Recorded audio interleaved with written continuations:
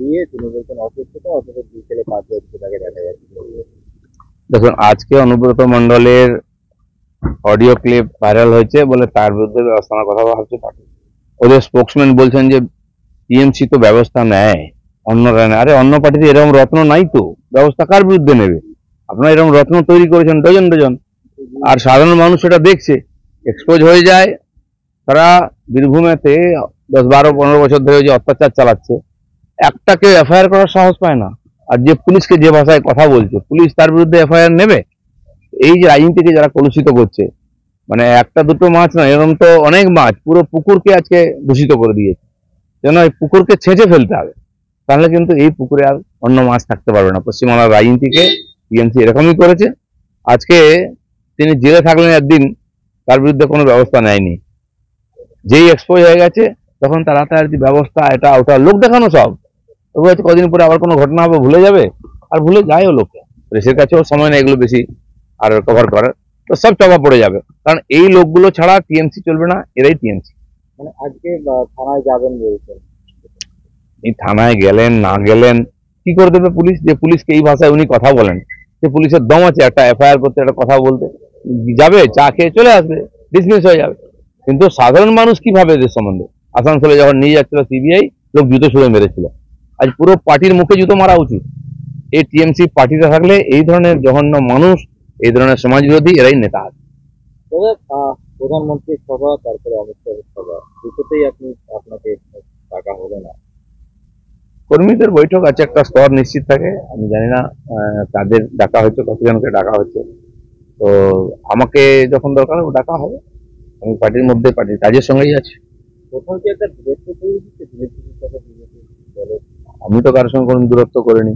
আমি সকাল থেকে ঘুরি, কর্মীদের সঙ্গে বসি, প্রোগ্রাম করি, চা চক্র করি, তিরঙ্গা যাত্রায় হাঁটছি সব জায়গায়। তো ওনাদের যে কাজ আমার জন্য যোগ্য মনে করবো সেটা দেবে। একবার প্রধানমন্ত্রী অমিত শাহ দুজনেই সভা, দুজনে থেকেই আপনাকে।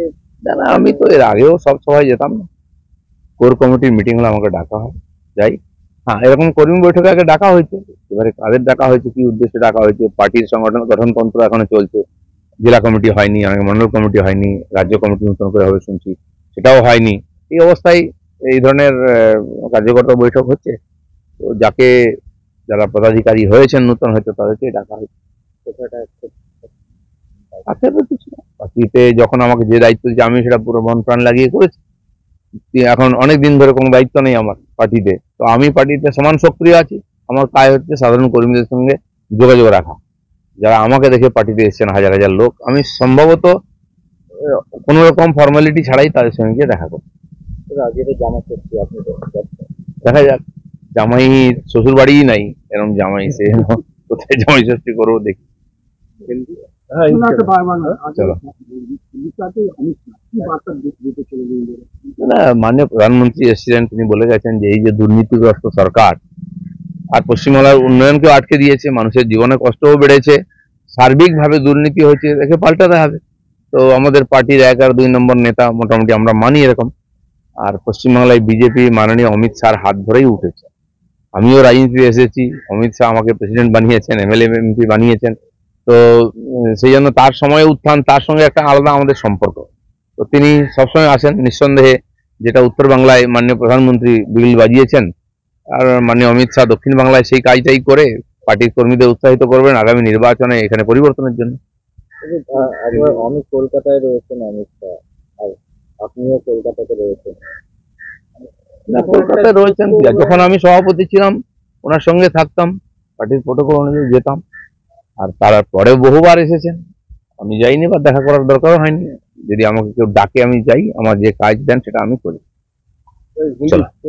6 টাকায় 1 কোটি কোটি টাকা, 6 টাকায় 1 কোটি মাত্র 6 টাকায়। হ্যাঁ সত্যি, কিনুন ডিয়ার সাপ্তাহিক লটারি মাত্র 6 টাকায় আর পেয়ে যান প্রথম পুরস্কার 1 কোটি টাকা। SK live career guidance initiative एक अनोखी और बिल्कुल मुफ्त पहल। अब 10वीं और 12वीं के बाद करियर चुनना होगा आसान और समझदारी भरा। क्या आप सोच रहे हैं कौन सा कोर्स चुने, किस फील्ड में जाएं, कहां एडमिशन ले? तो अब चिंता छोड़िए, एसके लाइव आपको मदद करेगा सही डिप्लोमा कोर्स चुनने में, जैसे paramedical, aviation, fashion design, design, graphic designing, hotel management, event management, interior design, beautician और भी बहुत कुछ आपको मिलेंगे सिलीगुड़ी के नामी इंस्टीट्यूट के विजिट्स। हम बताएंगे कौन सा कोर्स आपके लिए सही है, और हाँ, ये सब बिल्कुल मुफ्त। तो देर किस बात की, आज ही जुड़िए SK live career guidance initiative के साथ और रखिए अपने सुनहरे भविष्य की नींव। संपर्क करें अभी 8768384858।